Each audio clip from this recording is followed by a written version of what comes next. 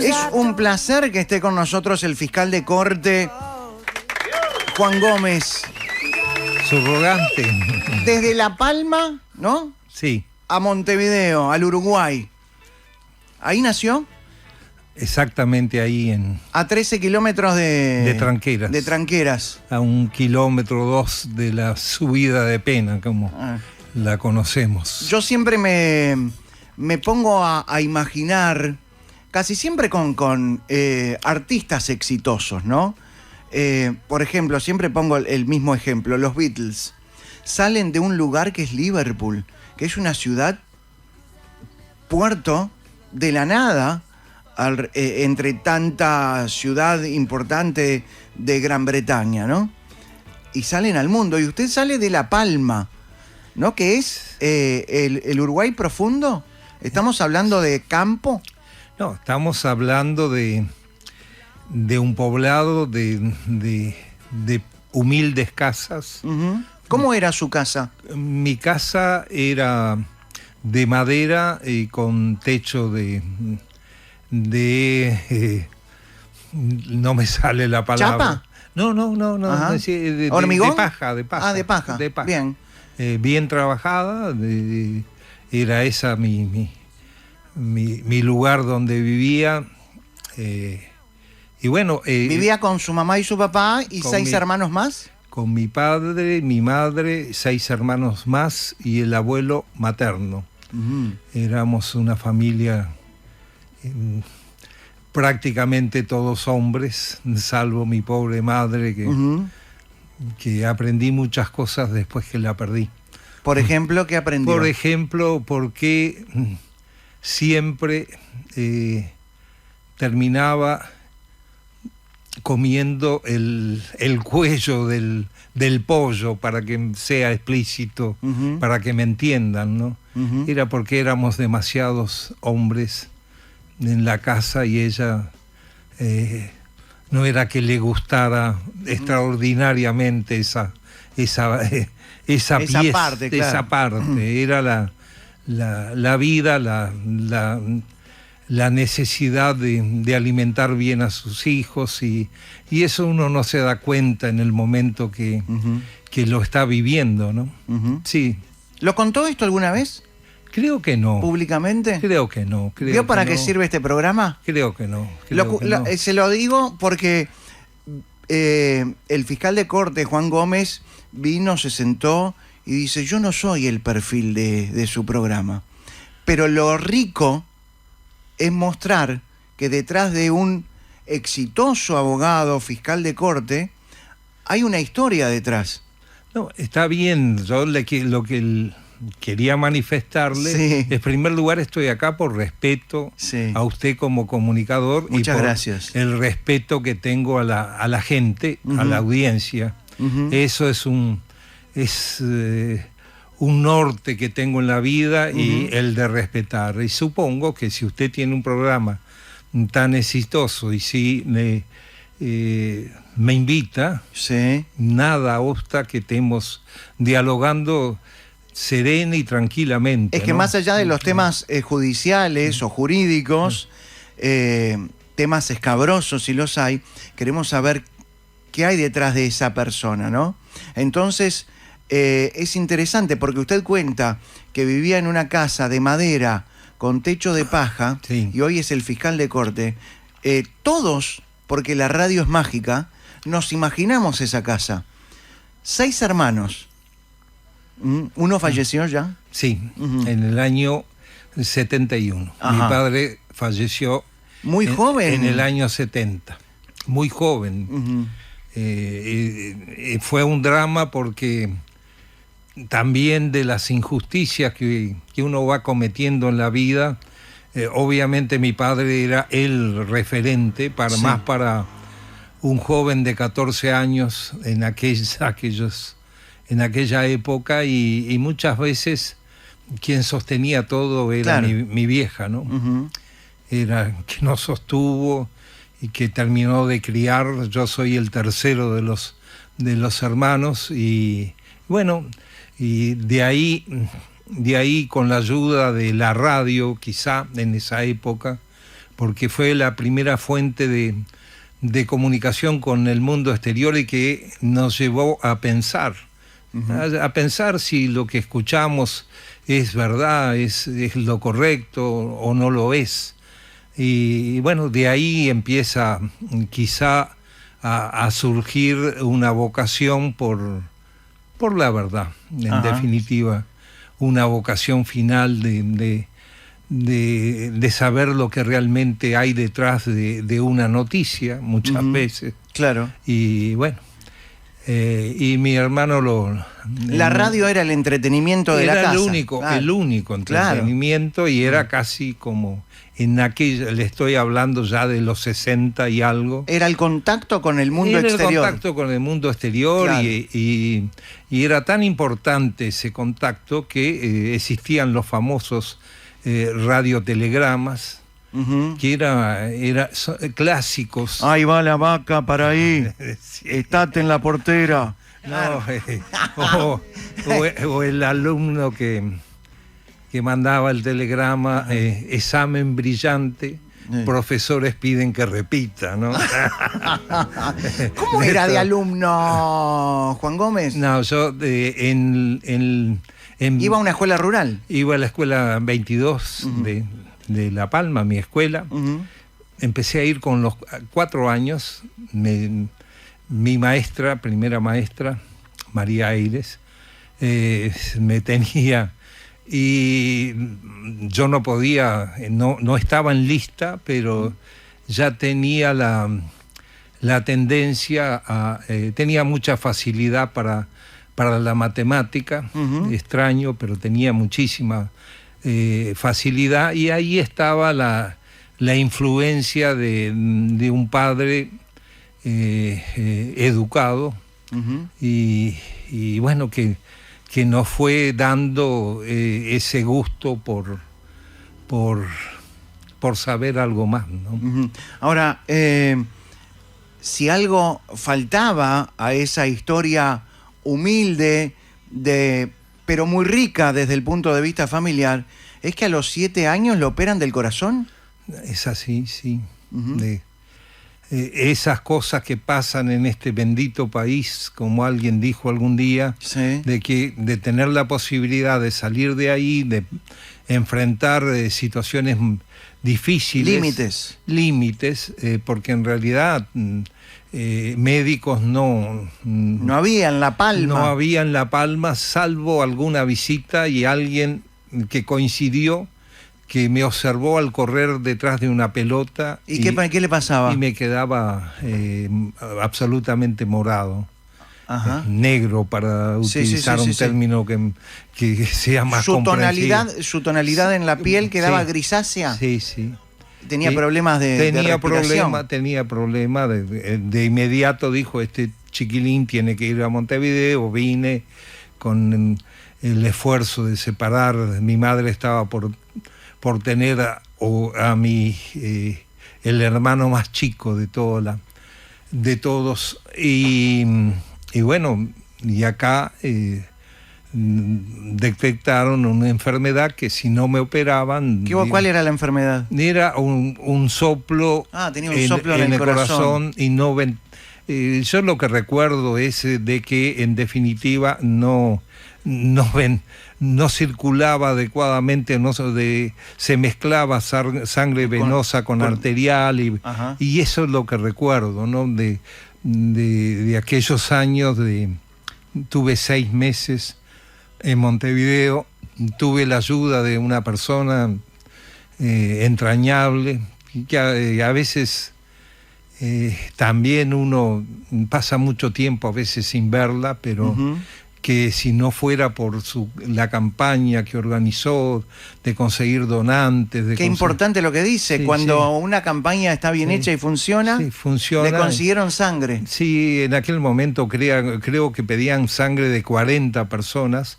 La persona simplemente la voy a nombrar como la siento y la quiero. Sí, adelante. Doña Chispa. Fue ella la que hizo toda esa campaña. Recuerdo en algún medio de comunicación consiguieron ese volumen de sangre que era necesario, Y bueno, y acá estoy. Al principio fue difícil porque quedé como doblado. Sí. Sí, Con 7 años, recordemos que lo operaron. 7, 8 años. 7, 8 años lo operaron sí, del corazón. Y la sobreprotección que me impedía: no andes a caballo, no corras, no vayas al arroyo. Entonces hubo que ir venciendo esos temores hasta lograr una estabilidad, al menos física. Y bueno, y fui superando todo. Demoró más de un año todo ese proceso hasta que lentamente empezara a tener una vida similar más normal a la de los otros niños, ¿no? Pero siempre con cuidado. Yo jamás, por ejemplo, entro corriendo al agua, claro. sino voy tanteando, como decimos en campaña, y bueno, acostumbrando para no enfrentarme a un golpe de frío, claro, repentino, ¿no? Cuídese, por favor, ¿no? Estamos con el fiscal de corte, Juan Gómez, que nació en La Palma, en Rivera, en una casa humilde, que perdió a su papá muy joven, a los 14 años, que lo operaron del corazón a los 7 años, y un día decide venir a estudiar a Montevideo.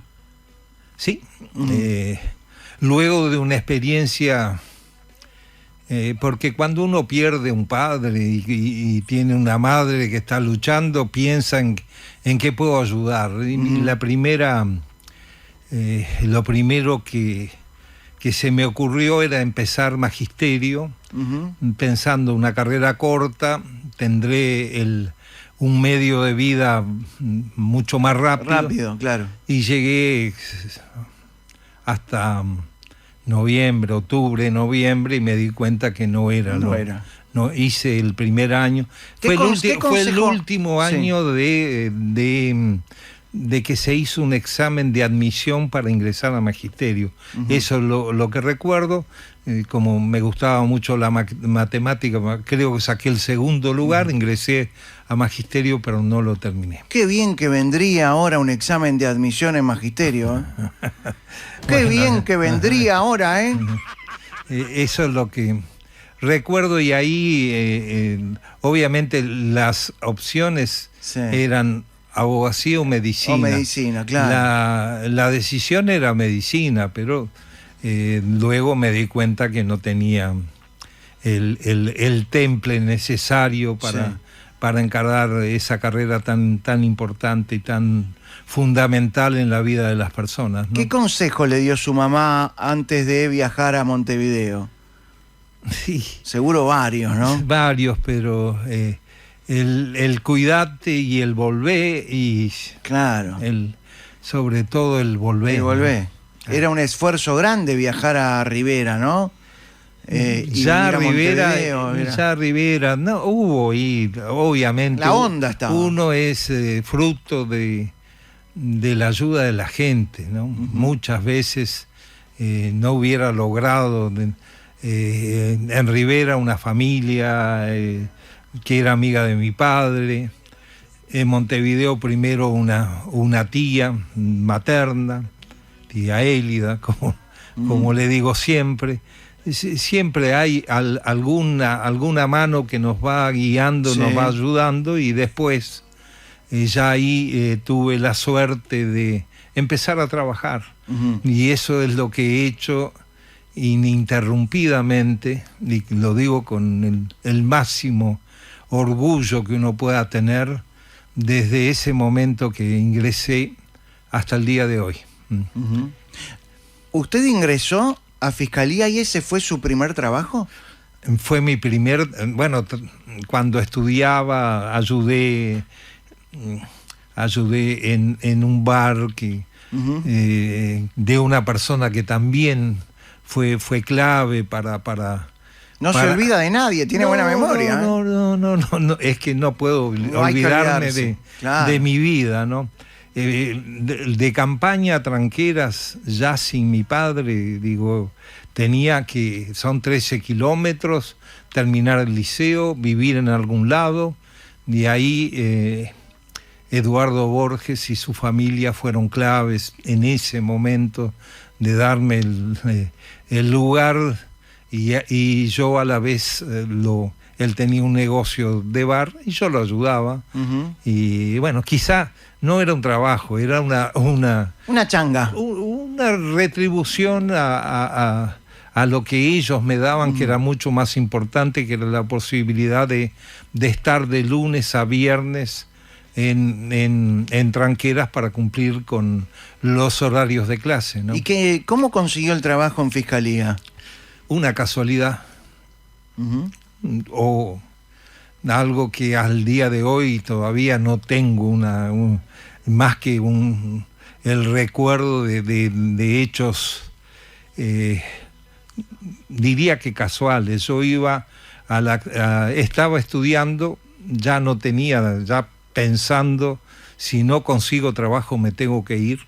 Claro. Era muy difícil mantenerme sin un respaldo mínimo económico, y iba a todas las clases, a todas las que habían en aquella época. Le estoy hablando del año 75. En plena dictadura. En plena dictadura, sí.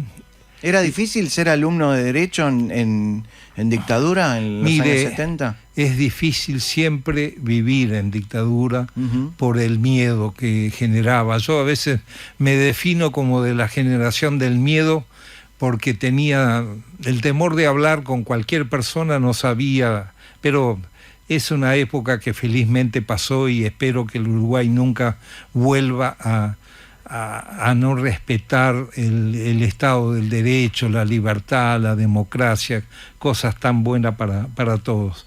Pero volviendo a lo que usted me preguntó, me senté al lado de una persona que éramos 200. ¿De otro alumno? De otro alumno. En Facultad de Derecho. Facultad de Derecho, éramos 200. ¿Salón 4?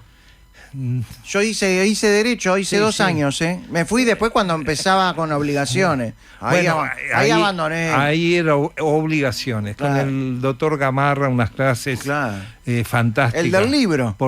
De los más de 30 libros, 40. Unas clases fantásticas que todavía, a veces sabiendo...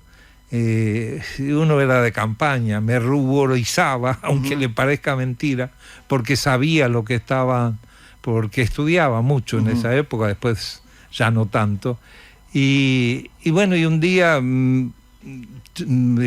falta ese compañero, y cuando retorna me pregunta si le puedo pasar los apuntes. Claro. Yo tomaba apuntes, le digo que sí, le pregunto: ¿dónde es tu casa? ¿Dónde? Y era el hijo del doctor Fernando Gallardo Bengoa, Luis Fernando Gallardo Bengoa, que trabajaba en Fiscalía. ¿No? En aquella época era fiscal de corte. Claro. Era fiscal de corte. Las cosas de la vida. Yo lo único que le dije, me dijo la dirección. Y le digo, ¿no es la casa donde siempre hay un policía? Sí, es ahí. Fui, empezamos a conversar. Yo dije, si no consigo trabajo me tengo que ir. Y el doctor Fernando Gallardo escuchó esa conversación, y un día me pide la cédula y la credencial. Y pasó casi, eso fue en julio, y allá por el 10-12 de septiembre me llaman y me dice: el 16 de septiembre empezás Maldonado 1333 en la Fiscalía de tal turno, de tercer turno, y con una condición que no viene al caso. Y ahí empecé a... ¿Que le dé el diezmo? No, obviamente no es nada, no es una condición mala, sino por la época, de política nada. Claro, de política nada. Eso, en definitiva. Y gracias a esa gran casualidad de la vida, quizás sin merecerlo,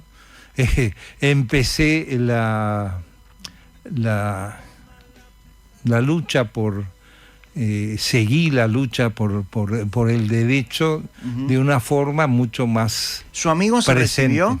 Mi amigo se recibió, estuvo lamentablemente por una cuestión física de enfermedad, debió ampararse en la jubilación. Ajá. Porque es de la misma edad que tengo yo, ¿no?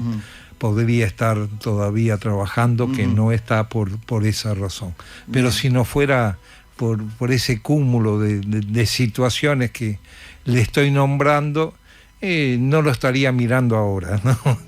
Qué genial, eso sin duda. Es genial. Bueno, ahora le tiene que conseguir trabajo al hijo de su amigo, ¿no? Meterlo en fiscalía. No, cambió todo. Y se le devuelve. Cambió todo. Cambió para bien, cambió. Nadie entra en la fiscalía si no es, salvo los cargos de especial confianza de quien sea titular de la Fiscalía de Corte, como cualquier director de un servicio descentralizado tiene el derecho de tener asesores técnicos, pero es lo único. Todo lo demás, todos los ingresos son por concursos, los ascensos son por concursos. ¿Le molestó que la gente asocie que su señora y su hija trabajan en fiscalía con su poder de fiscal de corte? Mire, yo lo defino eso, que en esta vida hay miserables que trasuntan miseria. Y eso para mí fue más que una... Primero, la información la firmé y la di yo. En noviembre del año pasado. Salió en marzo, en abril, no sé cuál es la razón, no me interesa. Segundo, mi señora ingresó a trabajar en el 2001-2002 por un concurso. Quien firmó su designación fue un presidente democrático, no como yo, que entré en otra época y de la forma que acabo de señalarle, en el 2001-2002, con una gran abogada y escribana, con una versación fundamentalmente en los temas que en aquella época importaban mucho a la fiscalía, que era la parte civil, por ejemplo, las prescripciones. Hizo dictámenes muy enjundiosos en Maldonado sobre esa temática. Y mire, yo era un modesto fiscal departamental, sin ninguna posibilidad de interferir, y no la tengo hoy. Entonces, tomar ese ejemplo. Y mi hija es una psicóloga, creo que muy buena psicóloga, me siento orgulloso de ella, que dio un concurso, sacó el segundo lugar, hasta podía eligió Ciudad de la Costa, y luego la trasladaron a cumplir sus tareas en Montevideo, y eso es todo. Yo nunca, mire, hace 7 meses, y a veces uno se olvida de los días, y 10 días o 12 que tengo la responsabilidad de subrogar un fiscal general de la Nación. 7 meses y 10, 12, 15 días que estoy en eso, ¿qué posibilidades tendría yo de incidir en algo? Por eso digo, a veces hay gente que le encanta la miseria y la miseria humana, que es lo más triste. Y he sentido tantas cosas que lo único que me dan es, primero, uno siente el golpe, digo, esto es miserable, pero al día siguiente la fortaleza de pretender ayudar en esta sociedad que necesita, antes que nada, de gente que tenga capacidad de escuchar al menos a los seres humanos, me da la fuerza para seguir luchando y peleando. Quizá a mi señora, a mi hija, les afecte mucho más toda la habladuría que se gestó por ese hecho de la vida, sí. Porque yo no puedo determinar la vocación de una persona, aunque sea mi hija. No puedo incidir de que no se desarrollen como profesionales que lograron serlo. Uh-huh. Entonces, le termino, eso fue uno de los aspectos más miserables que he tenido que vivir y que felizmente la vida me ha permitido no ser duro, intentar ser justo y ubicar los temas en su justo término. Y no sé, me podrán estar escuchando cientos de personas o miles que ni siquiera me vieron ningún día. Sí. Y lo único que les digo siempre es que si alguien me tiene algo para decir y que sea verdad, tenga la certeza que yo voy a bajar la cabeza y me voy solo del lugar donde esté. Yo no en eso no le cedo a nadie esa posibilidad. Y mire que no es difícil hablar conmigo, no es difícil hablar conmigo, y siempre establecí nada más que una única barrera, uh-huh, que es el respeto. Admití siempre, y les digo, pueden criticar porque uno no es dueño de verdad, no es dueño de nada en esta vida, pues es dueño de valores.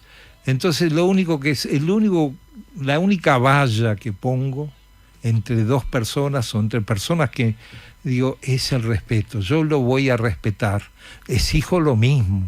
Me puede criticar, y cuando me puede criticar yo tengo que tener una respuesta que sea creíble, porque esto no es solo de venir y hablar.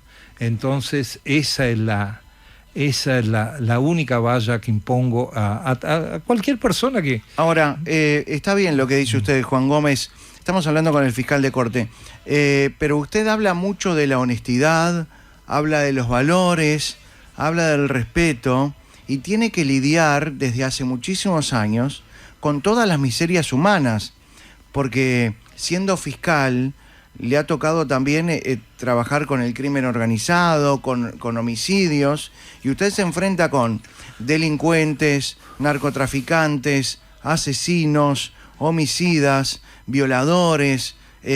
Entonces es muy difícil, me imagino para usted, que levanta la bandera de la honestidad y de los valores, enfrentarse todos los días con lo peor de los seres humanos. Mire, yo no estoy levantando bandera. No, pero se lo digo con respeto, ¿no? Al contrario. Le digo como soy. Pero es muy difícil. Veo la vida, como soy, y no me estoy autorreferenciando. Está bien, pero cuando ve tantas injusticias, sí, porque usted estuvo y está rodeado de injusticias constantemente, ¿no se le hace difícil teniendo los valores que usted predica? Sí, en algunos casos contados ha sido muy difícil, y voy a citar un único ejemplo para no aburrir a la gente. Cuando estuve frente a quien dio muerte a la niña Brisa. Brisa, claro. Sí.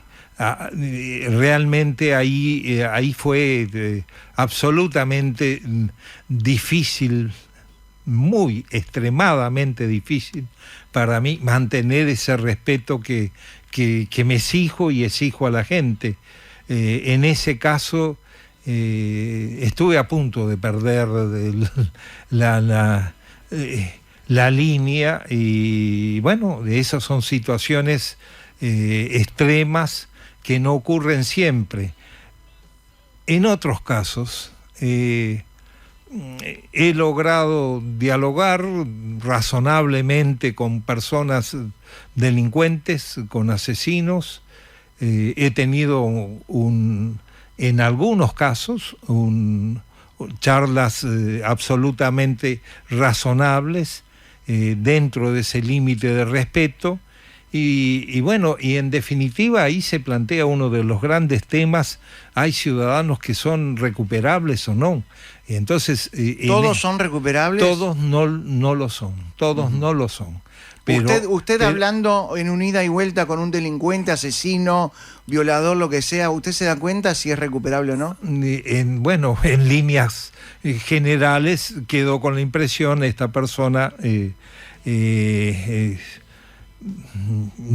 no vale la pena como ser humano en función de sus respuestas y en función de lo que pudo haber hecho de daño a otra persona, ¿no? Y pensando así, ¿no se le pasa por la cabeza que hay algunos casos que deberían ser cadena perpetua o pena de muerte? No, pero eso ingreso en un área que no me corresponde. Le cambio la pregunta, entonces. Son áreas del legislador, sí, que debe medir la sociedad exactamente qué es lo que la sociedad como tal reclama. Entonces la pregunta es, ¿el legislador mide bien cuando usted con sus valores y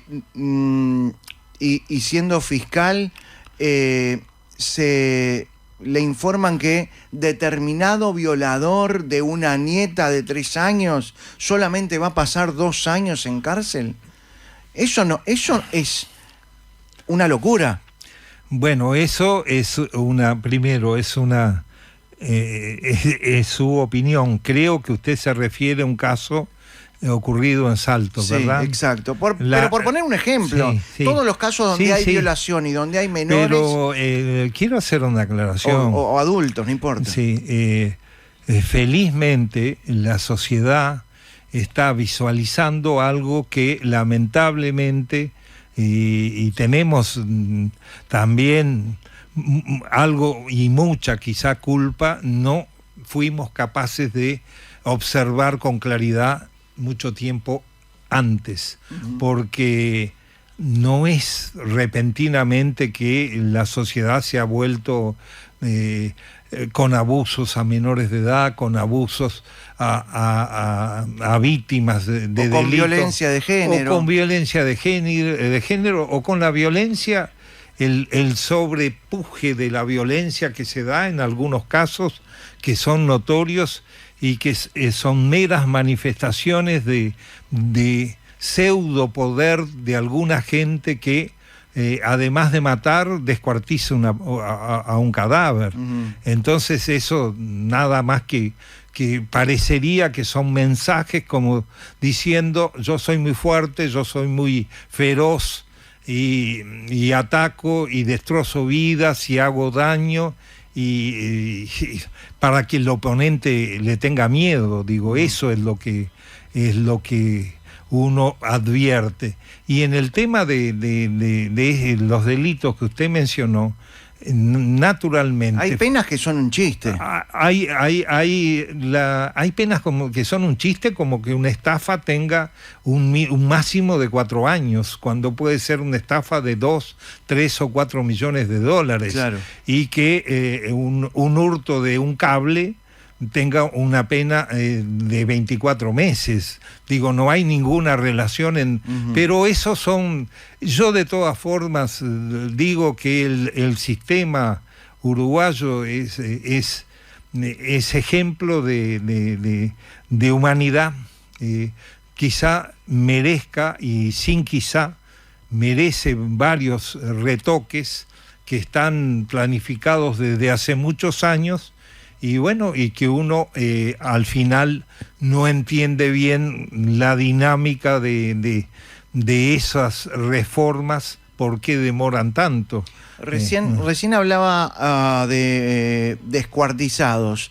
Hace semanas, encuentran en el Río de la Plata partes de un cuerpo humano o de varios cuerpos. ¿Eso es un mensaje narco? Y evidentemente de un grupo de delincuentes, un grupo organizado, un grupo que quiere demostrar un poder que lleve a sus oponentes, porque eso en general está relacionado con disputas por territorio. Territorio, estamos hablando, yo domino tal barrio, tú tal otro, y cuando se presentan 2 grupos en un mismo lugar, uno debe vencer al otro, y ahí empieza la vorágine de la violencia que ha sido progresiva, y basta mirar, yo qué sé, 4 o 5 años le disparaban a las extremidades como forma de mensajes. Amedrentar, claro. No me pagaste, te quedaste con la droga. Y ya después empezaron a mutilar, a cortes de dedos, a cortes de oreja, a pinchar los ojos. Y finalmente ¿Eso pasa acá en Uruguay? Eso pasó, digo, fue progresivo, hasta que finalmente la muerte de un oponente pasó a ser una cosa... Un galón, pero yo acostumbro decir que en la vida lo difícil es la primera vez.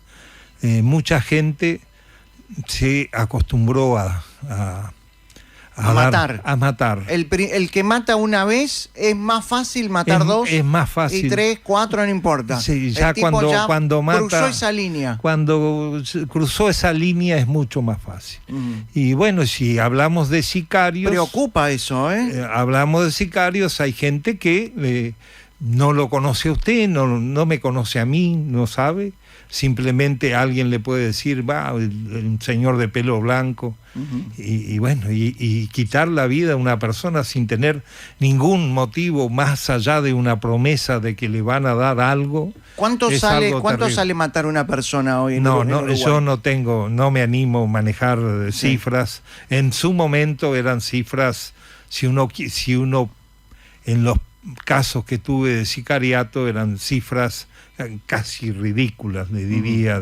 O sea que hoy, dentro del sicariato... un caso de la muerte del hincha nacional. En 8 de octubre. En 8 de octubre. Sí. Eran 3 tizas de pasta base y una suma de dinero que, a mi juicio, no pasaba de 10.000 pesos. Entonces... que una vida humana de un joven que está festejando un evento deportivo pueda valer eso, no entra en la cabeza de nadie, ¿no? ¿La condena fue de 28 años? Fue por proceso simplificado 28 años, 23 años, y para la cómplice 7 años y medio. ¿Fue una sanción ejemplarizante? No, la sanción fue la sanción que entendimos justa, y además con también cuando digo fue una sanción hasta asimilada por quienes cometieron estos hechos, ¿no? Que eso uno advierte ahí. La vida no vale nada, para empezar. Para esa gente la vida no vale nada. Lamentablemente no. Uno tiene que ser responsable de darse cuenta de los riesgos que enfrenta la sociedad. Y cuando hablo de progresividad en la violencia, estoy hablando de las responsabilidades que tenemos todos quienes tenemos responsabilidad en los temas de seguridad, de pensar, pero no para mañana, ya. Para el país de nuestros hijos. Ya pienso en el país de nuestros, en mi caso de mi nieto. Ya pienso en ese país, ya pienso en 10, 12 años, y no nos merecemos tener un país lleno de violencia, ¿no? Como lo tenemos. Como en algún momento aparece desbordada la violencia, y no es buena cosa no darse cuenta de que eso es así. Bueno, en el gobierno del Frente Amplio, Jorge Vázquez, que formó parte del Ministerio del Interior, yo recuerdo que había dicho, si no están en cosas raras, no les va a pasar nada. Eso, desde el punto de vista del gobierno, tampoco fue muy ejemplarizante. Y seguramente fue una expresión infeliz, digo. Y a veces tratar de definir estos temas en pocas palabras es muy difícil. Y bueno, el tema persiste, y la esperanza, que yo no la pierdo, es que encontremos los caminos, y que necesariamente tienen que pasar por la educación, necesariamente. Sin dudas, es la educación lo que va a encaminar. Educación, democracia y trabajo son las claves que yo veo como herramientas absolutamente necesarias para pensar en un país para nuestros nietos, en mi caso, ¿no? Para mi nieto. El ex ministro fallecido, Eduardo Bonomi, ministro del Interior, había dicho en su momento, siendo ministro, que la culpa del crecimiento del delito era de los jueces y de los fiscales. Mire, una frase que tampoco es muy feliz que digamos. Y es una frase que quizá se repita diariamente en este país, y muchas veces sin conocer lo que implica en el caso de los fiscales, es pedir que se aplique la ley; en el caso de los jueces, juzgar y ejecutar lo juzgado. Yo no me voy a admitir como un ensayo de que podemos tener culpas, porque somos seres humanos, pero voy a señalar de que yo soy me enorgullezco en general del cuerpo de fiscales y del cuerpo de jueces que tiene este país, y que en cuerpos de jueces y de fiscales donde no campea ningún acto de corrupción. Como seres humanos que somos, podemos tener algún error. Y también aprovecho a decir que no solo la pena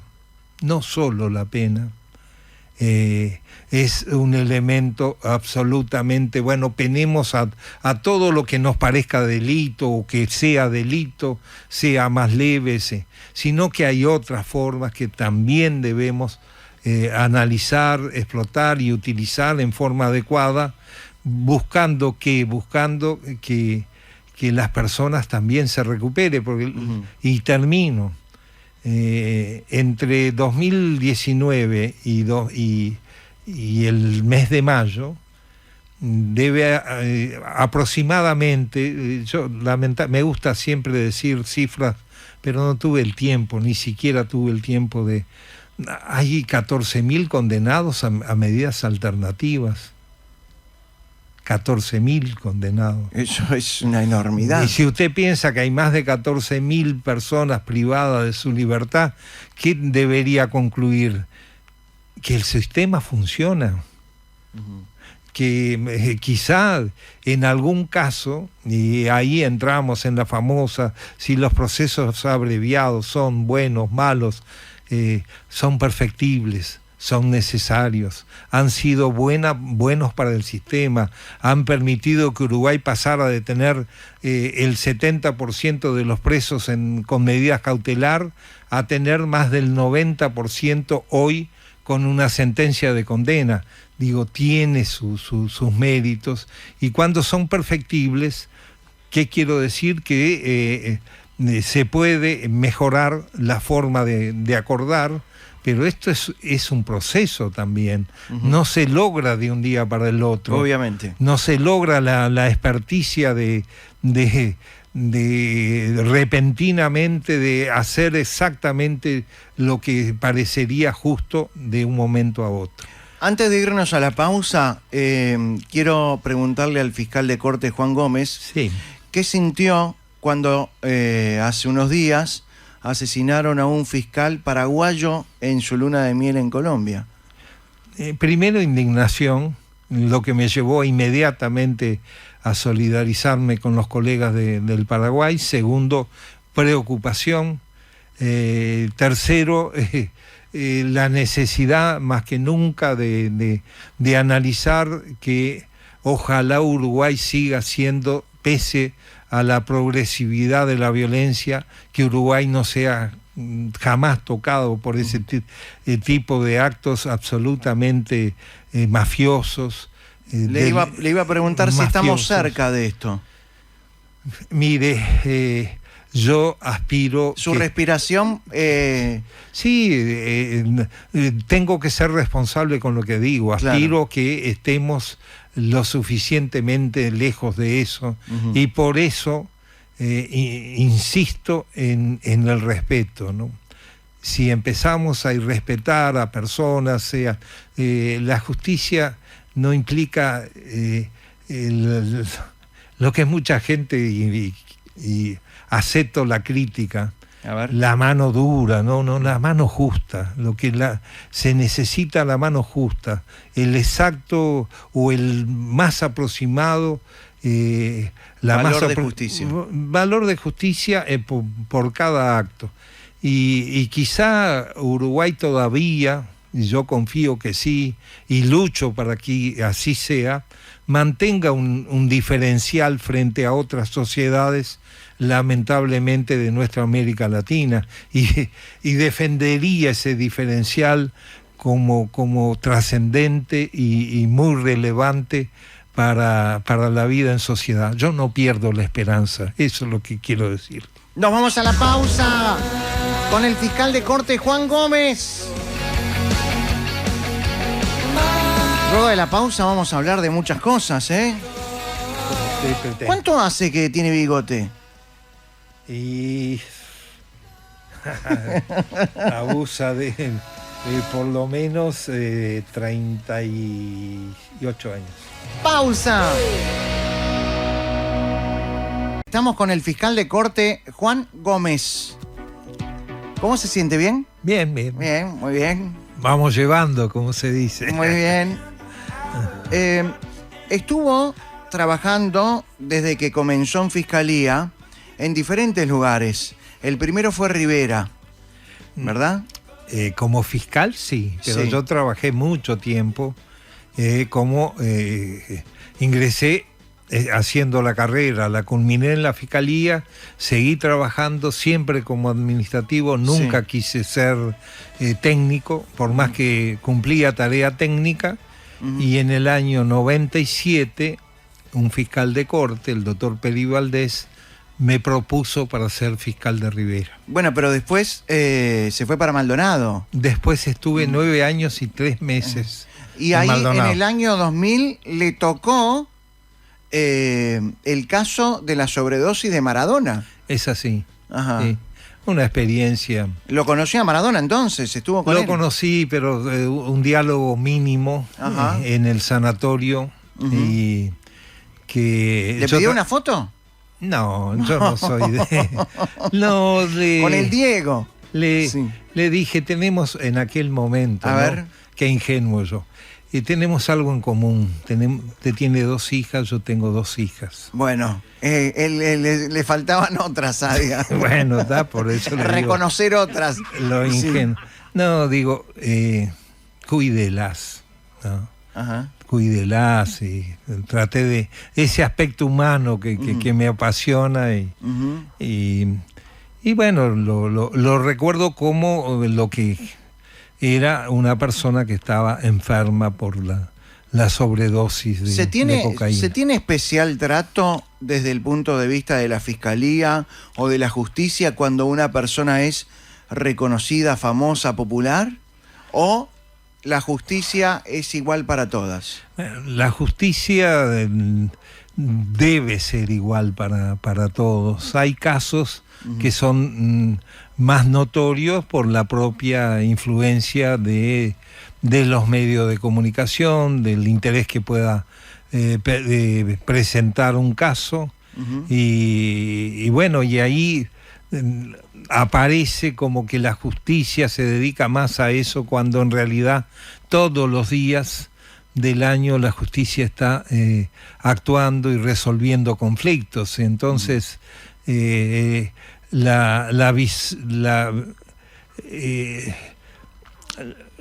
el hecho de que un suceso aparezca más que otros y que una persona sea más nombrada en un medio de comunicación, para mí es un hecho ajeno al estricto cumplimiento de hacer justicia. También recuerdo que en este año alguien dijo que hay justicia para ricos y justicia para pobres. Yo sostengo lo contrario, que la justicia es una sola, debe ser una buena cosa sería de que estuviéramos midiendo con varas muy desiguales, por más que las personas sean desiguales, con varas para hacer justicia, le estoy hablando, midiendo con varas tan desiguales a las personas, ¿no? Me parece que y yo confío mucho en los magistrados del Uruguay, que el trato justo se debe a quien tiene dinero, a quien tiene mucho dinero o a quien no tiene nada. Y eso es un diferencial que hay que mantener, ¿no? Bien. Hay que mantener. Ahora, hablamos de justicia para ricos o para pobres, o justicia para famosos o gente común.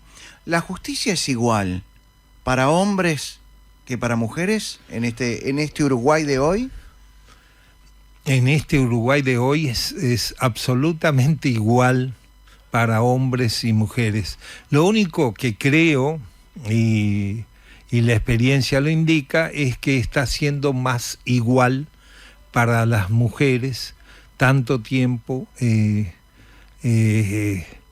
dejadas de lado en la consideración fundamentalmente de aquellos delitos de violencia doméstica. Eso es lo que ha cambiado, pero no significa que sea una justicia para hombres y otra justicia para mujeres. Y no significa, como alguien ha dicho por ahí, militantes de determinado defensa del feminismo a ultranza. Bien, pero si un hombre es acusado de presunta inocencia, ¿no? Por ejemplo. ¿De presunta de inocencia? No, es acusado. Sí, es acusado de un hecho. Él tiene que probar su inocencia. A ver, por ejemplo, es muy probable que no pueda ver a sus hijos por 180 días. Bueno, pero ahí hay una decisión de un juez que cuando se impone ese tipo de medidas cautelares, no es solo porque lo dice una mujer, sino que hay elementos objetivos que llevan a un juez a entender necesario. Y yo contesto a todo eso, que digo, a ver, ¿sabemos cuántas tentativas de femicidios y femicidios hay por año en el país? Y lo llevo al sentido contrario a eso. ¿Conocemos hombres que han perdido la vida por impulso de una mujer? Yo creo que ahí está, basta mirar con la pasión de que algún hecho que usted señala puede tener un contenido de injusticia, pero no puede invalidar la realidad. La realidad es que recién, en los últimos tiempos, se ha llegado a considerar como iguales a hombre y a mujer. Terminar la visión patriarcal que todos teníamos, me incluyo. No es una cosa de la justicia era tan desigual, desequilibrada con los hombres. Porque antes no llegaban a conocimiento de la justicia en la mayoría de los casos. ¿Por qué no llegaba? Porque se barría para debajo de la alfombra y quedaban entre cuatro paredes y quedaban entre que eran familiares, que vergüenza, que el vecino, que esto, que aquello, y no llegaban. No le pongamos las culpas, que podemos tener muchas, pero no le recarguemos al sistema judicial culpas que creo no las tenía.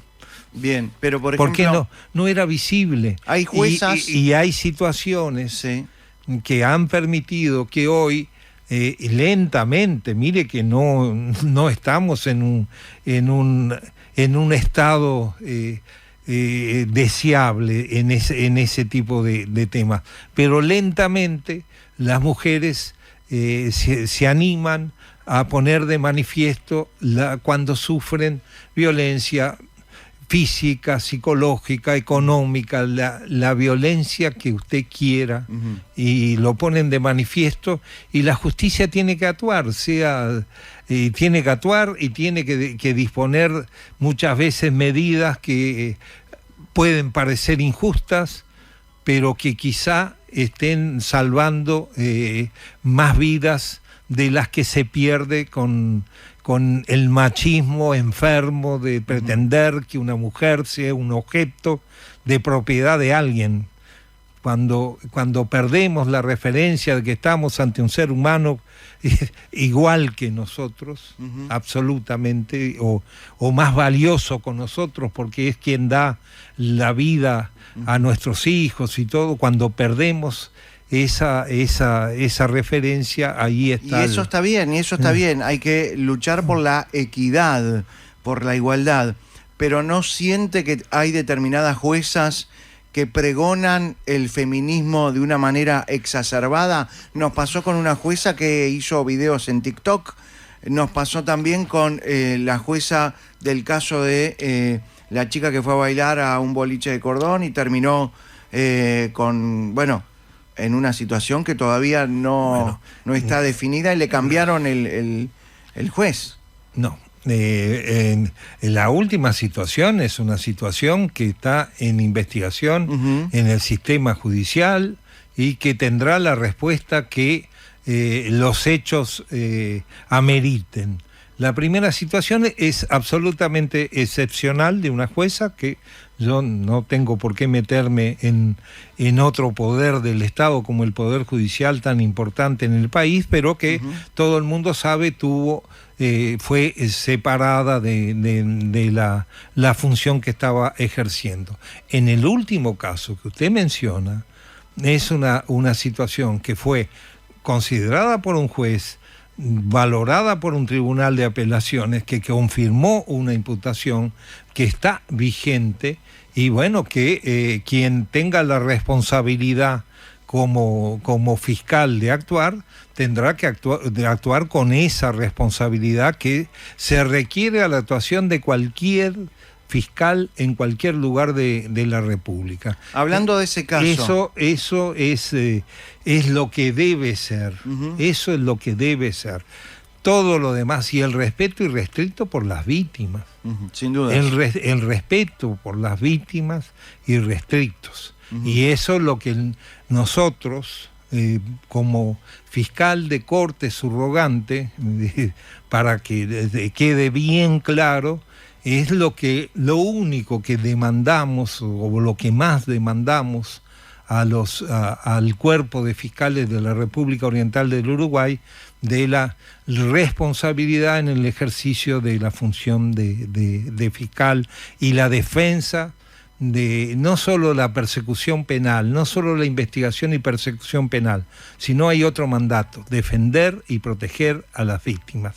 Y eso es una obligación que tenemos, y la tenemos que cumplir a rajatablas. Hablando de ese tema, de ese caso, ¿estuvo bien allanar Azul FM, un medio de comunicación? Mire, usted sabe mi respuesta. Yo la he dicho, fue un error estratégico. Yo tengo la humildad de reconocer, y asumí yo personalmente la culpa por ese error estratégico. Lo hizo una excelente fiscal. Me siento orgulloso de que integre el cuerpo de fiscales, como la doctora Mariano Alfaro, que como cualquier ser humano cometió el error estratégico, no buscando saber cuáles son sus fuentes o las fuentes del periodista en cuestión, que no importaban en absoluto para la causa. Pensó en otra, el verbo nuclear de la figura en cuestión son 3 o 4 verbos, no me pida que lo recita, pero habría una hipótesis de difusión a terceras personas que también podría presentarse en el caso, y ella lo que pretendía era acreditar a eso. Le soy muy franco y con absoluta honestidad. Usted sabe lo que es un allanamiento. Si viene algo a allanar acá, hay una serie de... ¿No queda nada? No, de computadoras, de celulares y todo. Y el error fue rápidamente corregido. No se llegó a revisar, hasta donde me consta, a ninguna radio. Lo único que se llevaron fue lo que podía, hasta yo como pedirle al gerente de la radio, deme la grabación. De esta charla que estamos teniendo. ¿Se dejó llevar por la bancada del Frente Amplio que la presionó para que eso suceda? No me consta eso y a mí no me gusta, y creo que también es un diferencial que yo lucho denodadamente por mantener, de no mezclar partidos políticos con el ejercicio del Ministerio Público y mucho menos del sistema judicial. Me parece, si caer en eso es un error. Bien. A mi juicio, un error que yo no estoy dispuesto ni a caer en él, ni a decir que bárbaro, que un magistrado judicial o un fiscal esté a disposición de un partido político. No es bueno para la gente. A propósito, ¿la Fiscalía no estuvo partidizada con Jorge Díaz? Mire, para decir eso debería darme un caso concreto. A mí, el doctor Díaz, sí. Tuve el caso Pluna. Mire, si serán casos, que podría dar a entender de que intereses políticos, sí. Y le puedo asegurar de que en mis años que tengo de fiscal, nadie se le ocurrió. Sí, cualquier persona me puede pedir explicaciones de por qué hago tal o cual cosa, o puede pedir, y es legítimo, pero nadie se le ocurrió decir qué debo hacer, qué debo dejar de hacer. Está bien, pero no sé si me respondió. No, ¿La Fiscalía estuvo partidizada cuando estuvo la gestión de Jorge Díaz? Yo no creo que estuvo ni partidizada. ¿No le resulta raro que, por ejemplo, Jorge Díaz hoy defienda a Quechichán? Y no me resulta porque es un abogado. Hoy por hoy. ¿No le resulta raro que haya agarrado a Eduardo Preve como gestor de comunicación de Fiscalía y que después se haya ido a TV Ciudad? Yo lo tuve a Eduardo Preve. Es un muy buen profesional. ¿Hoy Fiscalía tiene alguien que dirige comunicación? Tiene quien dirige comunicación. Esa era una comunicación interna, y le digo, fue útil en el andamiaje de la Fiscalía, fue útil mientras estuvo, hasta enero de este año, fue muy útil, ¿no? Fue una regalía que se hizo al señor Preve, que, le vuelvo a reiterar, profesionalmente, en el tiempo que yo estuve, fue extremadamente útil en las comunicaciones internas de la Fiscalía. Recién hablaba... Y le quiero aclarar, ¿sí? Mire, debo tener decenas de gente, gente muy cercana en el trabajo. Jamás le he preguntado a nadie de qué lado está, de qué partido es. No me interesa, no creo necesario. Lo que me interesa es la bondad del trabajo, el profesionalismo, la responsabilidad, el compromiso. Y tengo, felizmente, una excelente secretaría que pueden dar fe, preguntar a cualquiera. Si algún día el doctor Gómez preguntó, ¿usted va a votar esto o aquello? Deja de votar. No, porque eso me parece que hace mal a una institución que yo quiero que sea absolutamente profesional, independiente, humilde y responsable en su ejercicio. Recién hablaba de Pluna, ¿no? Sí. Usted estuvo en el caso Pluna. Fui el fiscal. ¿El remate fue una farsa para otorgarle los aviones a López Mena? Resultó una farsa y por algo en decisiones difíciles. ¿Por qué? Que no me hicieron gracia, ¿no? ¿Por qué un funcionario de carrera como Caloia dio un aval tan mal dado? Bueno, la responsabilidad la consideramos que rebasaba la mera responsabilidad administrativa y tenía una responsabilidad penal y así lo reclamamos y punto. Claro, pero digo, me parece... ¿Usted cree que Caloia fue el responsable o el responsable fue Mujica? Bueno, yo juzgo hechos cometidos por personas y si las personas en cuestión asumen la responsabilidad de los hechos considerados con apariencia delitiva, para decir un término que en definitiva configuraron verbos previstos en el artículo 162, actos arbitrarios en perjuicio de la administración. Bueno, yo no puedo estar suponiendo que hay alguien detrás responsable. Bien. O no. Pero, por ejemplo, usted dijo recién que el remate fue una farsa. La pregunta, en vez de farsa, se la cambio por ¿fue todo un paquete de corrupción el remate? Fue un paquete de algo que nunca debió ser, porque no... ¿Corrupción? Y de algunas personas, sí, actos contrarios a lo que reclama la ética pública. Pero no necesariamente, y aclaro, porque a mí no me gusta quedar con no advertí la existencia de ningún beneficio económico por quienes funcionalmente cumplieron lo que yo consideré actos arbitrarios. La foto del observador con un sobre Manila que había allí no le dio ni siquiera la intención de sospecha. Ni de vivir de sospechas. La cuestión es probar las cosas. Y si uno tiene o no elementos para probar, para afirmar una cosa.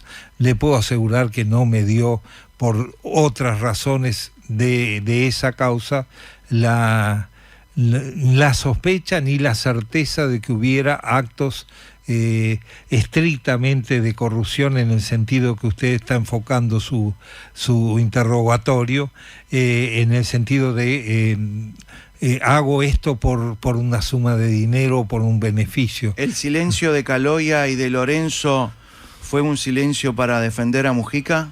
¿Por obediencia? No, fue en un caso un silencio que yo lo respeto mucho, un silencio respetuoso.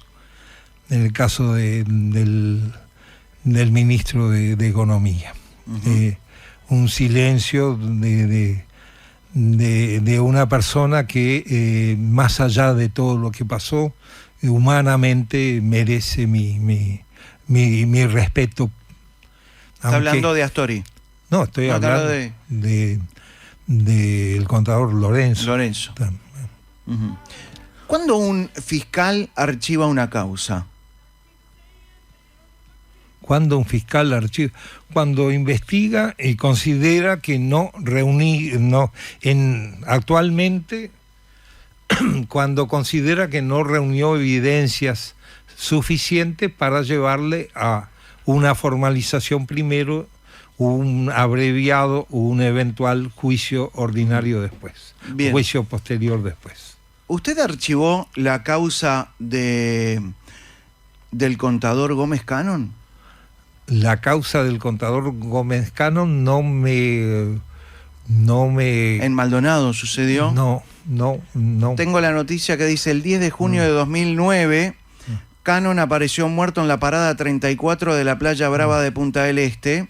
Llevaba jeans azules y calzado deportivo de color blanco. El caso fue cerrado como un suicidio. La denuncia contra Vázquez, estamos hablando del hijo de Tabaré Vázquez, fue archivada poco después por pedido del fiscal Juan Gómez, quien consideró que no resulta acreditado que el hijo del presidente hubiese usufructuado de ningún privilegio por su relación de parentesco.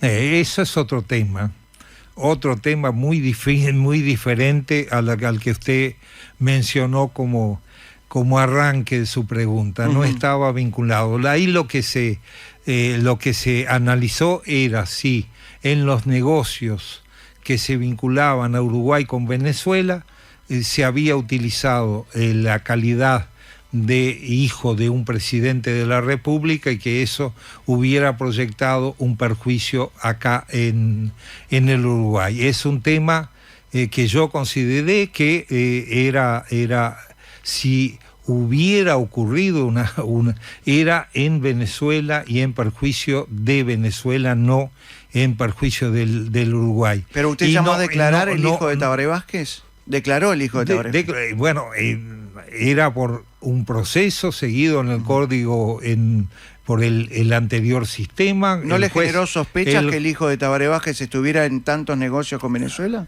Mire, hay tantas personas que tienen tantos negocios que no puedo sospechar porque alguien tenga una calidad de empresario, en absoluto me generó, y yo normalmente digo y fundo las cosas porque las dije y en ese caso las fundé y consideré que no había ningún elemento que vinculara al hijo del doctor Tabaré Vázquez con hechos con apariencia delictiva en la República Oriental del Uruguay.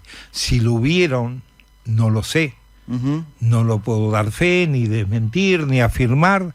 Si lo hubieron en Venezuela, bueno, serán otro sistema el que deberá analizarlo. Leo otra parte de la información que dice: el diputado Abdala había pedido que se presentara como testigo de los negocios del hijo del presidente de la República, el contador Eduardo Gómez Cannon, que había viajado a Caracas junto al grupo de empresarios uruguayos de software en un vuelo de Pluna, promovido por el gobierno para cerrar los negocios en Venezuela. Pero a último momento, el contador fue marginado de los contratos y termina diciendo el contador Eduardo Gómez Cannon: ahora el hijo del presidente uruguayo es millonario con un solo negocio que era mío. ¿Y el principal testigo aparece muerto? ¿Suicidado? Bien, es usted está haciendo una conclusión de hechos. El principal testigo, usted está hablando del principal testigo de un negocio, si era de uno o de otro, como puede ocurrir en 5.000 ejemplos en la vida. Con dos personas inician un emprendimiento o no hay prueba de eso que usted está señalando. Y bueno, la circunstancia de la muerte de esa persona que usted menciona, yo no fui el fiscal, ya estaba en Montevideo en el 2009 cuando una de las causas que tuve fue esa, como tuve otras tantas causas complejas y que no tengo ningún inconveniente pese a que estoy recurriendo a mi memoria desgastada, por razones de tanto laburo. No, de tanto laburo y de alguna situación que he sufrido en la vida. Pero igual le respondo con total lealtad, como más que usted se merece la audiencia. Con absoluta lealtad. No advertí nada ilícito en esa situación de disputa con alguien que ya no atestiguó en la causa. Es la referencia de una persona que le está señalando determinada afirmación que lo puede hacer esa persona, pero no es válida en un expediente judicial. Usted trabajó también como fiscal en homicidios. Sí, señor. ¿Cómo hace para volver a su casa y olvidarse de las cosas que ve? Haciendo lo correcto, haciendo las cosas pero está bien, que debo hacer. No, pero me refiero a que en un homicidio usted siempre fue catalogado como un fiscal de calle. ¿no? De ir al lugar del hecho. Entonces yo imagino, veo una muerte acá, veo un asesinato, veo un suicidio. ¿Cómo hace para volver a su casa? Es probable que esos suicidios, y más de gente joven, que en algún momento también tuve la competencia hasta fines del año 2018, esos muchas veces impresionan mucho más que un propio homicidio. El homicidio uno se ha ido formando y lo toma como lo que es intentar saber la forma de que una persona encontró la muerte, cuántos disparos, si son con arma de fuego, si son heridas de arma blanca, ver posiciones, trabajar en el lugar del hecho, que es relevante para tener éxito en la investigación después. Uh-huh. Eso es cuando yo digo intentar hacer lo correcto, le da la tranquilidad de espíritu para poder llegar a su casa sabiendo que di todo lo que tenía para ¿Y esas imágenes no siguen estando en su mente? Las imágenes uno tiene que ir, por supuesto que hay imágenes que uno nunca más se olvida de ellas. ¿Tuvo pesadillas con algunos hechos delictivos? El intentar hacer lo correcto le permite dormir. ¿Usted qué hace? ¿Resetea la conciencia? Bueno, ¿cambia el chip? Será una forma de ir, de aguantarme, para decirlo. Será esa forma, y levantarme al día siguiente con el mismo ánimo, con el ánimo retemplado, que muchas veces uno cuando termina el día ya no lo tiene, y a veces cuando observa miserias le afecta, pero al día siguiente uno tiene que seguir luchando por lo que creo. Y yo creo en la gente, creo en la gente que labura todos los días. Está bien, pero no se puede creer en toda la gente. No, en toda la gente no, pero en la gran mayoría usted sabe quién es un trabajador, quién no es, quién lucha por obtener su pan dignamente. ¿Cómo se da cuenta cuando un reo le miente? Bueno, eso es la investigación anterior que uno haya hecho, ¿no? Porque a veces le mienten. Yo acostumbraba a decir, no me diga que es de día que es de noche, que estoy observando el sol que da en la ventana, digo. Claro. Pero usted nota en la mirada o en el timbre, en la voz, en el gesto. ¿Tiene ya algunos gestos que forman parte? Son clásicos, de la tapa del libro. En el parpadeo. Uh-huh. Es la semiótica de alguien que uno tiene enfrente, saber si le está diciendo la verdad o no. ¿Ve alguna serie como CSI o como Lie to Me en su momento? Actualmente no tengo tiempo. Claro, pero sigue alguna serie de esas que le dice, mirate esto, que hay un fiscal que los mata a todos. Sí puedo engancharme, pero se me vuelve difícil, porque muchas veces empiezo a ver y suena el teléfono, y yo soy un hombre que tengo el teléfono las 24 horas encendido. No lo diga esto al aire. No lo digo. Son los fiscales así, siempre han sido, claro. No, yo aprendí a ser así cuando tenía a mi madre lejos y sabía que estaba en una situación ya difícil y me acostumbré.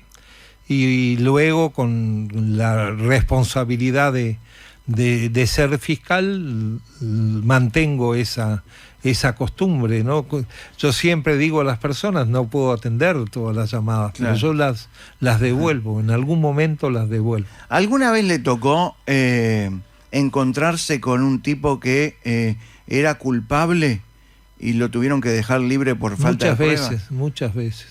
¿Y qué hace en esa situación? Y bueno, uno ahí masca la bronca y bueno, ahí uno aprende que quizá faltó algo por culpa de y cuando se propia... está yendo y le están diciendo que queda libre, ¿usted no tiene ganas de agarrarlo y decirle, de seguir preguntándole o acusándole de alguna cosa?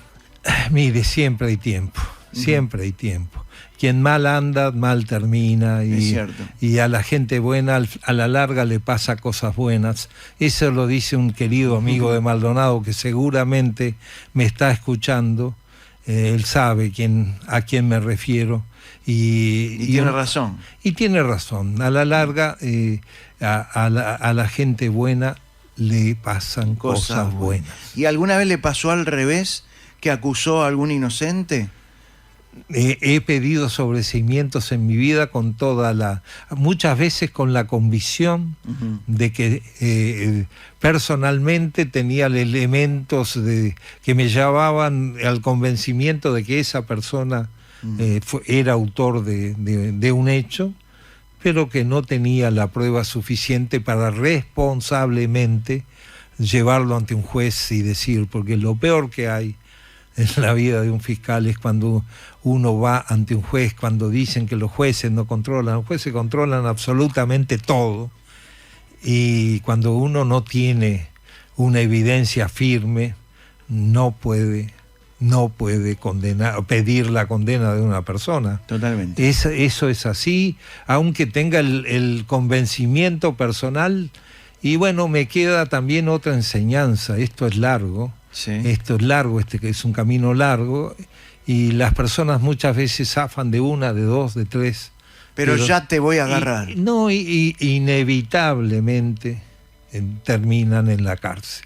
Eso es la experiencia que uno ha recogido a lo largo de estos casi 47 años de estar vinculados con temas penales. ¿El asesino siempre vuelve al lugar del crimen? Eso dicen, no hay una prueba empírica que uno pueda sostener eso. Nos vamos a la pausa. El fiscal de corte Juan Gómez en Malos Pensamientos. Ya volvemos. 4 minutos, van de las 7 de la tarde. Bueno, estoy leyendo mensajes que en su mayoría hablan de su don de gente. Quizás porque no estamos acostumbrados, sobre todo en fiscalía, a ver una persona tan humana, ¿no? ¿Le pasa eso? Mire, yo a veces digo, y lo mantengo, de que lo que me impulsa es el afecto que recibo de gente que no conozco, que he ido a una playa y me viene a saludar, he ido a algún lugar a almorzar y me viene a saludar, o me ve en la calle, y niños que me han dicho... ¿Niños? Sí. No me mientas, niños. Niños, sí. Ese es Juan Gómez, dice. Ese es Juan cuando Gómez. Pasé. Entonces, ese niño le gustaría ser, cuando fuera grande, una especie de Juan Gómez en la visión que él tenía, ¿no? Un superhéroe. No. Mire, le leo otro humano. mensaje. No. Peti, te paso un dato poco conocido de Juan. Vaya a saber. El 6 de enero nos falta el Gran Premio Ramírez en Maroña. Es así, es una cábala. ¿En serio? ¿Es una cábala? Sí, porque lo tomo como una especie de cábala en mi vida. Maroñas en una época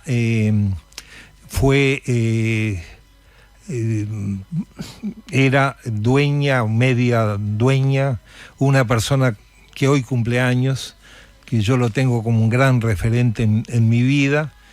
Y bueno, me invitó y por cortesía fui, y después he mantenido la cábala de estar el 6 de enero.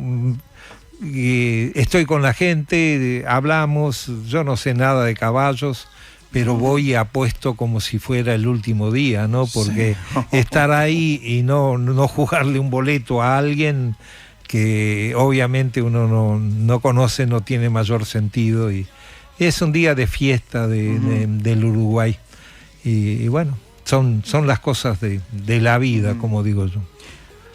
Vayamos a un tema que seguramente es de los más jugosos que le ha dado al Uruguay desde el punto de vista judicial, y es que por primera vez un vicepresidente tuvo que renunciar a la fuerza, ¿no? Estoy hablando de Raúl Sendic.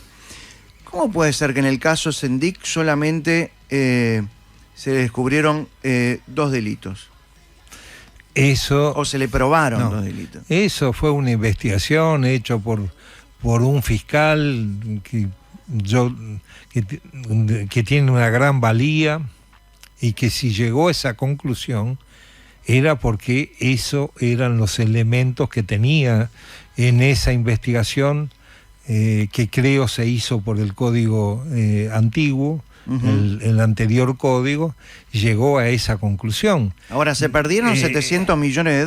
Bueno, pero eso es, me parece, le digo con respeto, es otro, quizá malos negocios, no necesariamente supone una conducta ilícita. No quiero decir ni que sea, pero no necesariamente uno no debe partir más allá de esas pérdidas cuantiosas que se manifiestan, pero, por ejemplo, a consecuencia de esa gestión, sí, no necesariamente supone de que la persona haya embolsado ese dinero para ser directo en yo la no respuesta. Dije eso, no dije eso, pero por ejemplo, una compra de un horno que nunca se utilizó, malgastando el dinero público, ¿no es delito? Es una decisión que tomó alguien, creo... debo suponer que hay un directorio que funciona en una empresa pública, tomó esa decisión que con el tiempo uno puede considerar, y estoy hablando nada más que como un ser humano común y silvestre. No me estoy refiriendo como fiscal, porque no tengo el más mínimo conocimiento de la causa en la que fue condenado el señor Sendic. No tengo el menor conocimiento.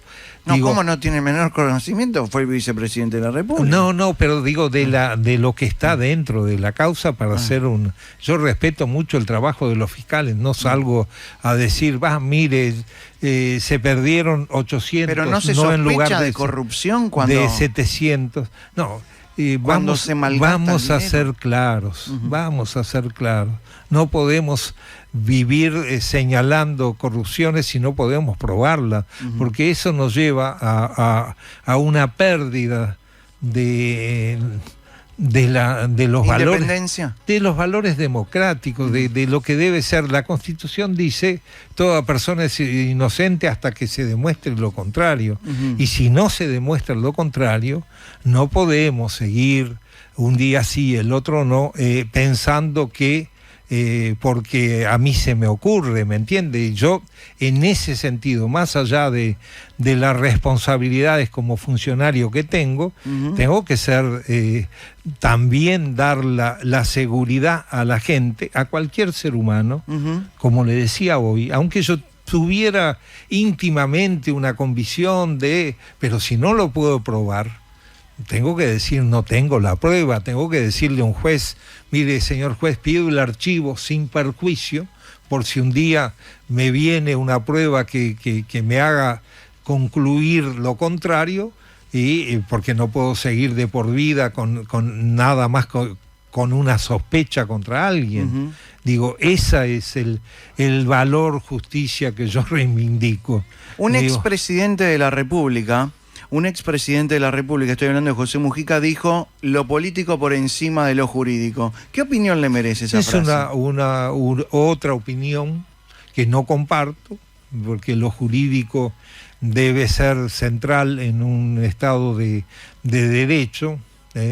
Yo reivindico la institucionalidad y el Estado de Derecho, pero es una opinión que legítimamente tiene una persona que nada menos fue presidente de la República por voto popular. Claro, que yo no lo comparta, esa opinión, no invalida. Yo soy un humilde fiscal. Está bien, pero no es un humilde fiscal, es el fiscal de corte. Subrogante. Un subrogante. Ahora, si el expresidente José Mujica dijo: lo político por encima de lo jurídico, estaría diciendo que lo político es quien maneja también la justicia. Yo me niego a eso, y si tuviera esa convicción para afirmar desde adentro, pierda cuidado que yo ya no estaría donde estoy por mandato legal. El día que dependa de que la actuación, en este caso, de un fiscal de cortes, dependa de criterios meramente políticos, tenga la certeza que sé correctamente cuál es el camino hasta donde vivo. Y me voy sin poner de palos en la rueda a nadie.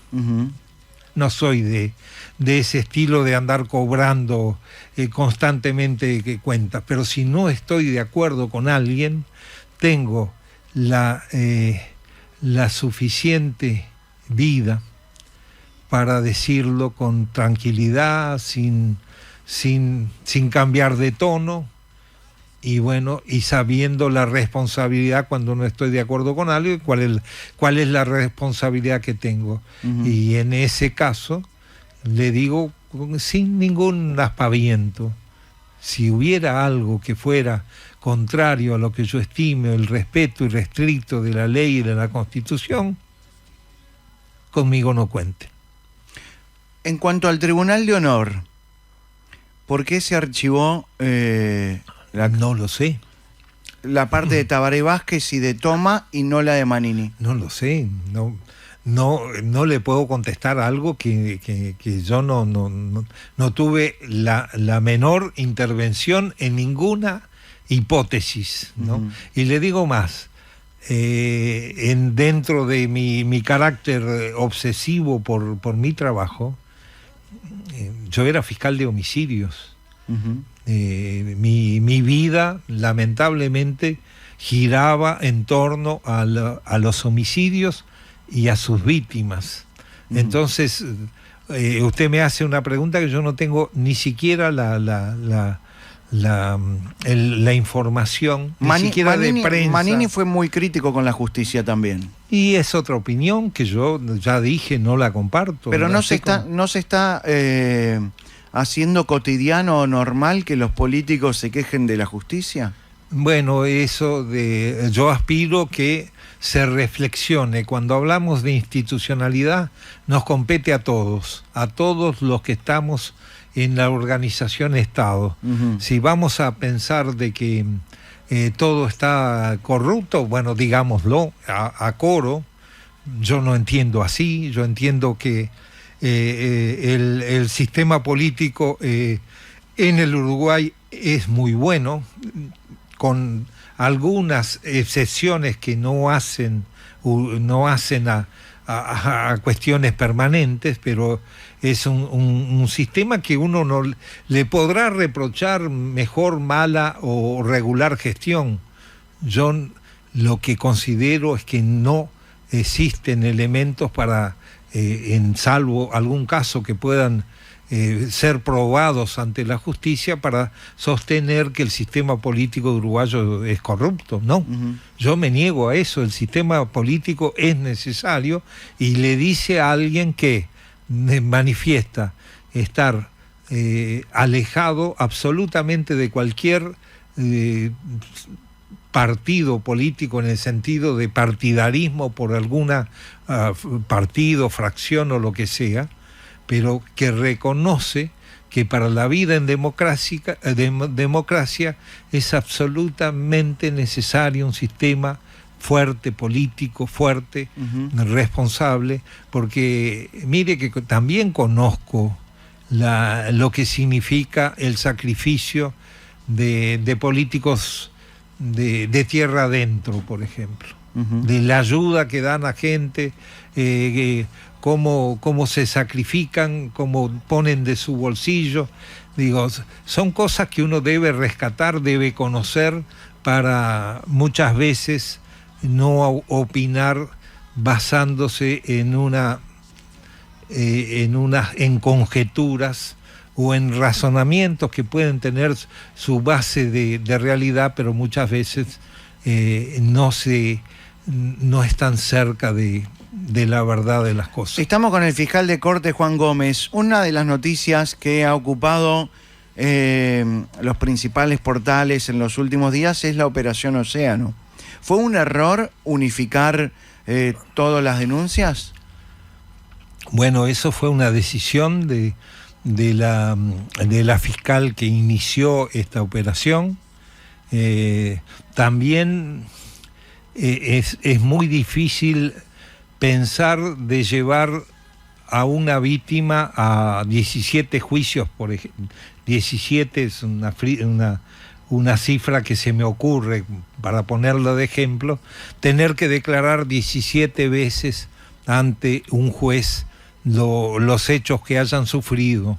Entonces, en esa decisión y con el diario del lunes, yo sostengo que no es conveniente hacer causas tan sobrecargadas de personas, por más que en un momento había 20 víctimas, de las cuales solo 7 prestaron declaraciones en el juicio, y por eso, y por la responsabilidad de la Fiscalía, es que se hicieron 13 sobreseimientos, o se anunció 13 sobreseimientos. ¿Por qué? Porque si bien podría haber evidencias, esas evidencias no permitían, a juicio del equipo de la Fiscalía que estudió responsablemente el caso, llevarlo a juicio con una razonable esperanza de que un juez tomara esas evidencias escasas para condenar a una persona. Y ante eso, sí, la responsabilidad y humildad de la Fiscalía de decir,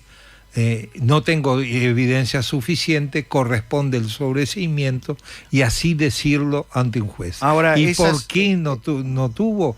Porque, por ejemplo, la que se menciona como víctima principal, sí, se negó a que fuera repreguntada. No solo para la defensa, la Fiscalía tenía el derecho de repreguntar y podría fijar hechos respecto a alguna de las personas que fueron sobreseídas, pero tampoco tuvo esa oportunidad, porque las cosas a veces se cuentan solo de un lado, y se olvidan de que la repregunta es de la defensa y de la Fiscalía, y la Fiscalía podía quizá tener algún elemento más con esa repregunta, que no lo pudo tener porque la víctima no es testigo. Tiene el derecho de decir, yo hasta acá declaro, porque es quien sufre las consecuencias de lo que se considera un acto de abuso, como en este caso. Eso es en definitiva la razón, y con el diario del lunes, del martes, de considerar malo o considerar no conveniente unir 32 o 35 casos en un único caso, que luego un equipo de Fiscalía de no más de 3 personas tienen que enfrentar a 57, 60 abogados que tuvieron la oportunidad de plantear el recurso que usted considere, todos. Digo, nadie puede hablar de que se le trampeó la posibilidad de ejercer su legítimo derecho de defensa, y está bien que lo hicieron, pero eso fue resuelto por jueces, los jueces de garantía, fue resuelto por tribunales. Es decir, no se violó ningún derecho de nadie, y si hubo errores, yo mismo los reconocí, y fueron subsanados, y se puso lo mejor que tenía la Fiscalía en materia de análisis, de cuestiones informáticas, de análisis del sistema, se puso al servicio de esa causa para presentar las cosas tal como deben ser presentadas. ¿Usted estuvo cerca del caso Lola Chomnales? Yo tuve 2 entrevistas, una con la madre y el padre, una segunda con el padre, y una tercera entrevista de hace breves días con los abogados de las víctimas, en el caso del doctor Williman y el doctor Barrera. Esa fue mi intervención, en que obviamente, más allá del aspecto humano, pusimos a disposición lo que podríamos ayudar desde la Fiscalía General de la Nación para lograr una respuesta a esa familia que sufrió tanto. Estamos hablando de un crimen que sacudió al Uruguay y a la Argentina, ¿no? Al Uruguay y a la Argentina. Y hoy nos estamos encontrando con que han encontrado al autor del crimen. Bueno, posiblemente, y hay elementos muy firmes, muy... El ADN, por muy ejemplo. Concluyentes, del ADN, la presencia de la persona en el lugar, alguna serie de detalles que seguramente entre hoy y mañana conoceremos con amplitud, que permiten tener la esperanza de en el día de mañana poder hablar con esos padres y decir: se hizo, se luchó. Y es hablamos tanto de códigos, es un procedimiento que se sigue por el código anterior. Sería una estupenda labor del juez actuante, en ese caso el doctor Jiménez, con la estrecha colaboración de la Fiscalía de Rocha y la policía, ¿no? Y el trabajo muy interesante y a destacar cuando se pueda manejar de la policía científica, además de la autoridad policial. Cuando dicen el sistema no funciona, yo me niego a eso, y eso es otro ejemplo. Luego de casi 5 años o más de 5 años, lograr las evidencias objetivas, no solo la declaración de alguien, objetiva. Mire, esto coincide con esto es tal cosa. Es sano, es buena cosa para el sistema judicial uruguayo, y resalto la actitud y la actividad en silencio de ese juez y de esa fiscal que actuaron en este caso. Buenísimo. Para terminar, la última, antes de ir a 2 secciones que nos vamos a divertir, más o menos. ¿Qué causa que está archivada le gustaría reabrir? Hoy me hicieron esa pregunta en Maldonado, y uno tiene muchas asignaturas pendientes. Espero que no esté archivada esa causa, pero uno tiene la esperanza que una joven que desapareció con 17 años el 23 de diciembre del año 2000 o 2001, puede ahí haber un pequeño, Ana Paula Graña, que logre dar la respuesta a ese padre, un trabajador, un hombre honesto, una familia honesta, a la cual conocí en Maldonado, y trabajamos mucho en pro de eso, y no le pudimos dar la respuesta. Es la primera asignatura pendiente, tendré muchas. Mire que la vida se compone de logros, que también tengo algunos, pero también de muchos fracasos en perseguir a delincuentes y que respondan ante la justicia. Bueno, ojalá lo logre. Un placer conocerlo, Juan Gómez, el doctor Juan Gómez, fiscal de corte. Para terminar, tenemos 2 secciones. Una se la voy a perdonar mucho porque le gusta tanto hablar que no sé si va a funcionar. Y es esta. Malos Pensamientos presenta Una Palabra. Palabras, palabras, palabras. Una sección donde lo que importa es la palabra. La palabra de Dios. Porque las personas y las actitudes se resumen en una sola palabra. Una palabra. Palabras. Lamentable, nula, virtual, impredecible, rara, bipolar. Exactamente. Erótica, notable, ausente, distante, explosivo. Donald Trump. Heavy, abierta, fracaso. Una palabra. Ahora, ya. Voy a decir una sola palabra más. Doctor Juan Gómez, fiscal de corte, esta sección se llama Una palabra. Yo le tiro cosas y usted tiene que definir o asociar solo una palabra. Le gusta tanto hablar que me parece que no va a funcionar. Pero le tengo fe. Le tengo fe. ¿Está pronto? Estoy. Vamos. Otra no le queda. No me queda. La Fiscalía de Homicidios.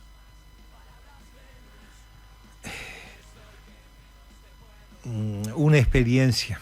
Muy bien. La Fiscalía del Crimen Organizado. Una experiencia menor. El nuevo Código de Proceso Penal. Un desafío. La imparcialidad de la justicia en Uruguay. Una necesidad. El allanamiento de Azul FM. Un error estratégico. Jorge Díaz. Un hombre... No diga. Inteligente, una persona de gran capacidad y que hizo una gran transformación en la Fiscalía. La Policía Uruguaya. Una luchadora. El Código Penal. Requiere modificaciones. La Operación Océano. Al día de hoy, el triunfo de la verdad. Las denuncias por Instagram. Paso. Bueno, las bandas de narcotráfico en Uruguay. Lo peor que puede pasar al país, tener esas bandas de delincuentes. Tabaré Vázquez. Un presidente de la República Oriental del Uruguay. Luis Lacalle Pou. Otro presidente de la República Oriental del Uruguay. Ambos me merecen el mismo respeto. La pena de muerte. No, una palabra. No puede ser una palabra. No. La cadena perpetua. No. La eutanasia. Sí. Juan Gómez. En una palabra. Un luchador. Muy bien. No fue tan difícil, ¿eh? Mire, le perdoné como 500, ¿eh? Me imagino. Porque fue buen alumno hoy. Fue buen alumno, se va con un sote muy bueno, ¿eh? Y felicitaciones. Ahora, esta última sección se llama Sí, No, Paso. Llega a Malos Pensamientos. Sí, no, paso. Solo una respuesta. Sí. Solo una palabra. ¡No! Solo una contestación. Paso. Ante cada pregunta. Sí. ¡No! Paso. Sí, no paso, ¿eh? ¿Qué pasa? ¿No le gusta? ¿No le divierte? Vamos a ver, es un sí. desafío. Sí, es un desafío. aceptamos. Ojo que hay sí, no y paso, pero paso solo 2 veces, ¿eh? Me parece que las preguntas son tan jodidas que le voy a regalar un paso más.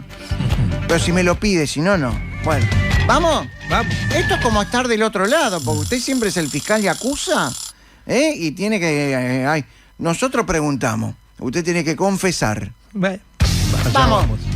¿En Uruguay se castiga poco al delincuente de cuello blanco? Sí. ¿El juicio abreviado es un buen negocio para el acusado? No.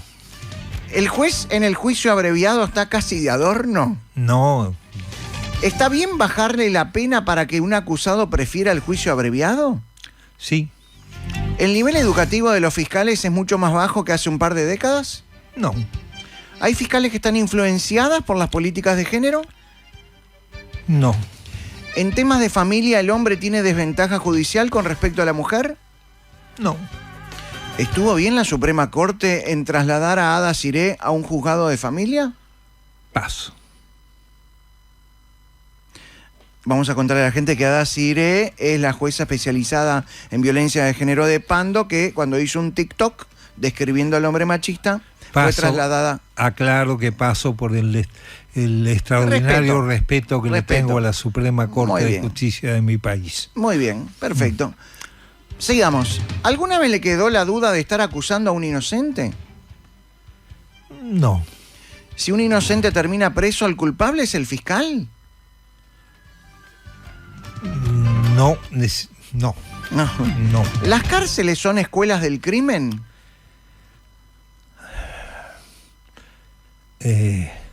Sí. No debería, ¿no? No debería, pero...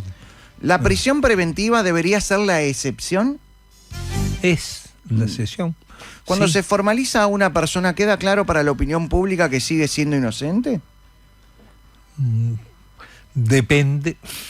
No queda claro. No queda claro. ¿Como fiscal de crimen organizado recibió amenazas de muerte? No. ¿Deberíamos cambiar radicalmente el sistema carcelario? Sí. ¿Algunos jueces no dan la talla para el cargo que desempeñan? Paso. Bueno. No, está bien. No tengo un conocimiento. No tiene conocimiento. No tengo. ¿Como fiscal del crimen organizado, tenía policías en los que no confiaba? No. ¿Le molestó que cuestionaran que su esposa y su hija trabajen para fiscalía? Y sí. Claro. Sí. ¿La designación de los fiscales es transparente? Sí, extraordinariamente transparente al día de hoy. ¿Miguel Ángel Toma estuvo bien en renunciar a la fiscalía? Sí. ¿Que él fuera fiscal pesó a la hora de ver si era inocente en el caso de los tribunales de honor? No tengo conocimiento. Bien. ¿La Asociación de Fiscales está politizada? No. ¿Por momentos Jorge Díaz fue un fiscal de corte parcializado por su ideología de izquierda? No me consta. ¿El crecimiento de los homicidios es culpa del narcotráfico? Es una causa. ¿Hay que crear una fiscalía especial para combatir el narcotráfico? Hay 3. Subía dice que es negocio ser criminal en Uruguay. ¿Tiene razón? No. ¿La tasa de resolución de delitos es baja en Uruguay? Es superior a otros países, no es baja. ¿Uruguay es un país de tránsito de drogas? Sí. ¿Parte de la droga queda en Uruguay? Sí. ¿La fiscalía pidió información de cómo se escapó Moravito?